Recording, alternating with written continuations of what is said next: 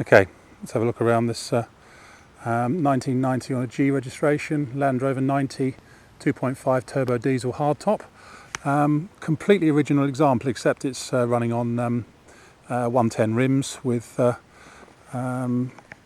bigger tyres on. Looks like we've got general grabbers or generals on this side. We'll see about the other side in a minute. Looks to be completely original in terms of its paintwork and everything. Nobody's ever had anything, certainly the bottom half.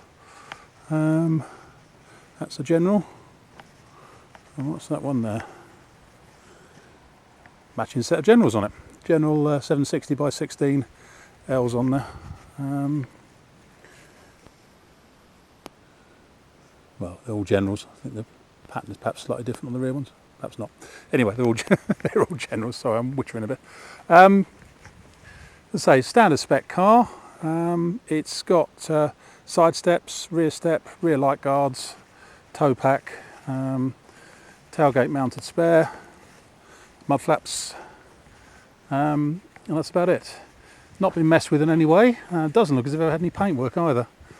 The paint is, we'll go around it, the paint's very slightly flat, especially on the bonnet and wings and stuff. We might have a go at seeing if we can revive it a little bit actually, but can't promise it. But it doesn't appear to have ever been painted, which is a good thing in a way.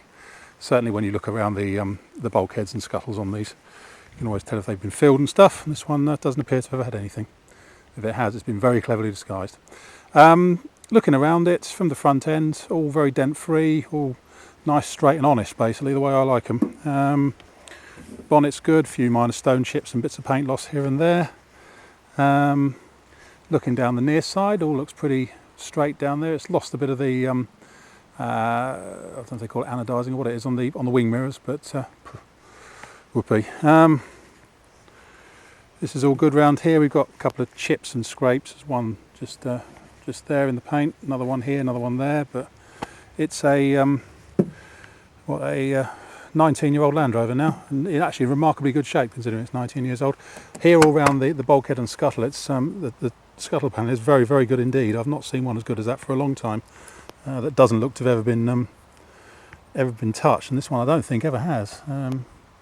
If it has, I can't see the joint. Put it that way. There's a tiny bit just coming through up there where my finger is, but that's about it. Very, very good down the A posts. A little bit of electrolytic reaction on the base of the near side door, and a bit of staining on the modesty covers, but no more than that.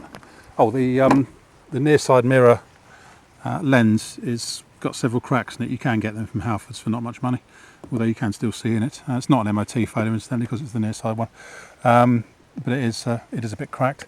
Bit of electrolytic reaction along the door top just there. Inside all needs a good clean, but it's all there and all nice. It has been used a bit of off-roading. It's got the deluxe style cloth seats in it. As I say, it needs a vacuum, which we'll do before it goes out, but perhaps a clean wouldn't go amiss at some point in the future. But it's it's all there and it's all straight and all as it should be. Passenger door doesn't look too bad. It's not delaminating at the bottom. Not bad at all. There's very faint shadowing of sign writings. It's Sean Hitchcock, professional arborist. So a tree surgeon, basically. You can just see it in the right light, just on the side panels. Not easy to see, mind you, but it is there. But could be worse things than having a tree surgeon's thing on the side of your Land Rover. One thing I quite often see this on these, where the galvanising bit comes along. It's sort of there's a small hole just there. Not sure why, but I see it quite a lot on these now. Just on the top of the tub. Bit of rusting, a small hole. But so remarkably dent free. It's all fairly straight round the tail end. Has had some plating on the rear cross member for the last MOT. You can see in fact the join of the plate right round there, more for the tow bar than anything else, and the same the other side. But the MOT man was very happy with it apparently when it went back. And certainly it's all looks pretty solid. Perhaps patches always look a little unsightly, but it has been done nice and solidly. Tailgate, a bit of delamination and electrolytic reaction on the tailgate around here. If we open it up, The frame has seen slightly better days, but it does all still work. Hasn't got a cover over the inner workings down there. Straightforward hardtop in the back here, so no rear seats or anything like that. It's covered a few things clearly, but it's all in pretty good shape, considering it's one of these.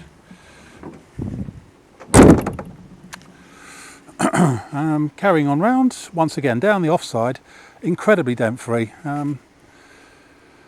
It's really straight, this one, really straight. Offside rear wing is nice, although there's lots of, I don't know if this is chips in the paint or chips out of the paint. Looks like it's chips out of the paint, in fairness. Lots of them all the way along the offside rear wing. Down to the primer, is it? I'm not sure. But and once again on the offside, there's a faint sign writing from the professional arborist. A little bit of paint loss on the cream roof, especially at the back there. Driver's door, once again, bit of electrolytic reaction on the top edge down here, a little bit down on the bottom edge.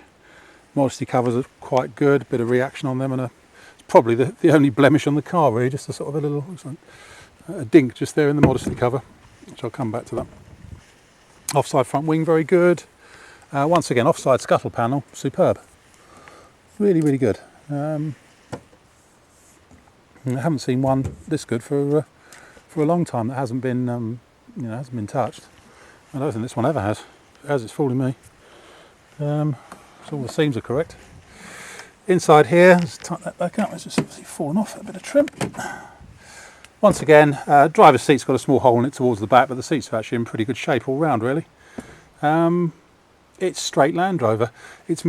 There should be a blanking piece just there on that part of the dash, where some of them have a voltmeter or a clock. This one hasn't got that, but there should be a blanking piece in there, and that's obviously going to walk about at some point. But that's about it. Just a nice straightforward old landing. My name's Simon. You can reach me on 0771 906 9353 or 0118 946 3352, or you can go to our website, which is www.motodrome.co.uk. End.